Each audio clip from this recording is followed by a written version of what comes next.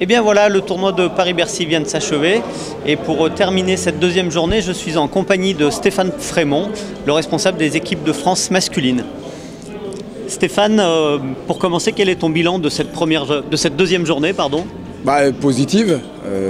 Positive parce qu'il y a une victoire de la part de Cyril, où il fait une très très belle journée en battant notamment Groll et Karpalek, qui étaient deux adversaires qui aujourd'hui sur la scène internationale sont plus forts que lui. Voilà, ont stabilisé un niveau de performance plus que lui.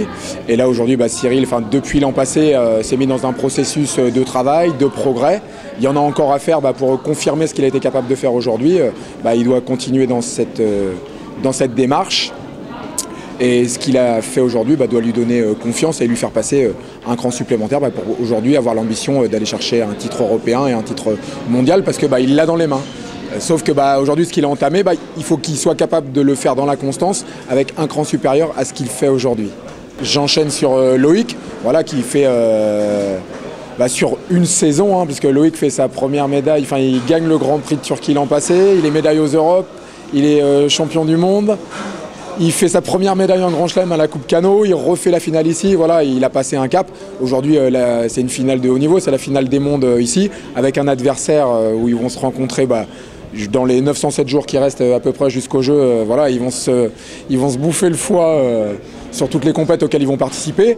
Et là, aujourd'hui, Loïc fait une très belle compétition. Il a un adversaire de valeur sur lequel il va falloir mettre des choses en place, trouver des stratégies pour pouvoir être efficace sur ce type d'individu.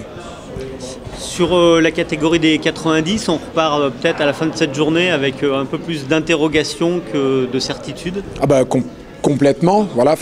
On peut être déçu de la performance du champion de France en titre, Alexandre Idir, qui est en progrès dans ce qu'il essaye de mettre en place à l'entraînement. Mais aujourd'hui, il faut qu'il puisse le concrétiser par de la performance sur les compétitions. Un bon retour de Romain Buffet, qui sort de brillante manière sans le faire tomber, mais qui a su neutraliser le triple médaillé mondial, champion du monde en titre, Gonzalez. Après, aujourd'hui, lui aussi, ça faisait un an qu'il n'avait pas fait ce type de compétition avec des adversaires de ce niveau. Il faut qu'il puisse aujourd'hui se confronter à l'étranger, reprendre un capital confiance. Et puis lui aussi dans une dynamique de progrès par rapport à sa pratique. Parce qu'en fait, sur la finale de repêchage, il est dans l'incapacité de s'exprimer parce que le Russe a très bien neutralisé sa pratique. Et donc du coup, quand on ne veut pas produire, il se passe ce qui s'est passé. Mais un bon retour après Vincent Massimino, et plus passer à autre chose. C'était que du bonus. Ludovic Gobert qui est là depuis un moment et qui passe pas le cap sur ce niveau de compétition. Donc le comité de sélection va se réunir demain et voir quelle stratégie on met en place pour que quelqu'un puisse émerger ou concrétiser dans cette catégorie. Sur l'ensemble du week-end, on a des leaders qui répondent présents, Hugo, Loïc Pietri, Cyril Marais. Et puis parmi les autres, ceux qui étaient là pour tenter leur chance, qui est-ce qui est ressorti à vos yeux? Aujourd'hui, où on est en difficulté, ce sont chez les 60 kilos.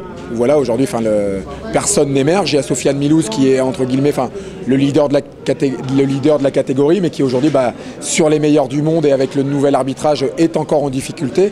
Il doit aussi lui mettre des choses encore en place et avec un niveau d'exigence encore supplémentaire. Aujourd'hui, il a des soucis de poids qu'il faut qu'il puisse régler également, qui est de toute façon, lui entame l'organisme sur ce type d'événement. 66 kg, la confirmation de Loïc Corval, qui jouait son va-tout entre guillemets sur ce tournoi parce que ça faisait un moment qu'il n'avait rien fait. Il a accroché la médaille, donc ça lui permet de rester dans la course.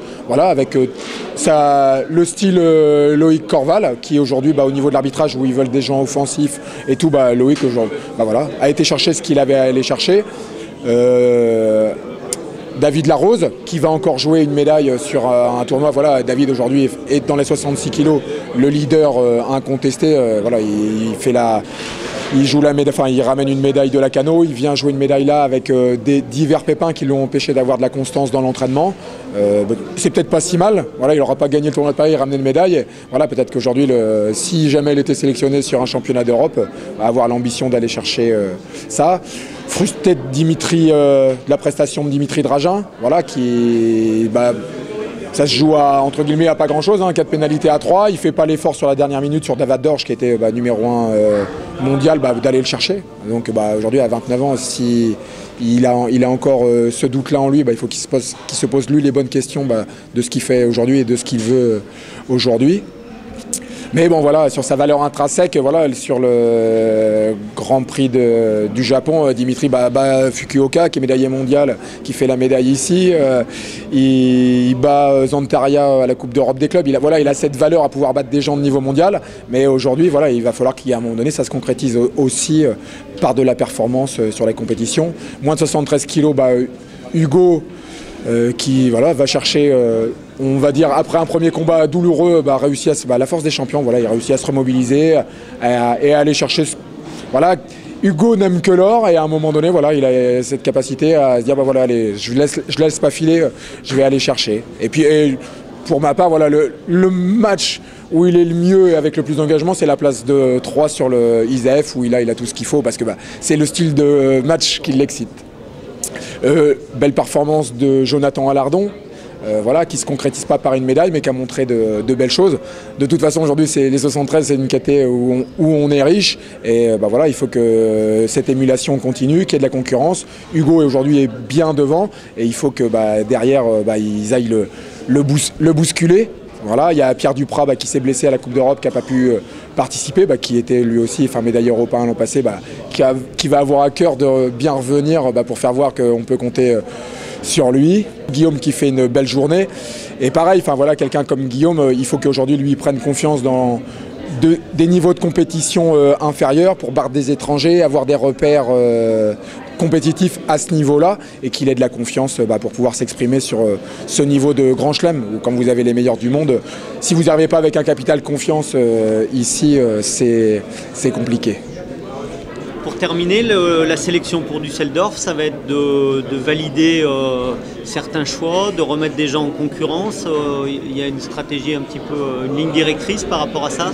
Là, il y a ceux qui sont déjà des athlètes confirmés au niveau mondial et tout, où là on peut avoir la liberté de les préparer pour l'événement européen et d'autres qui vont rentrer dans un processus de sélection puisque aujourd'hui on a le droit d'en mettre 9.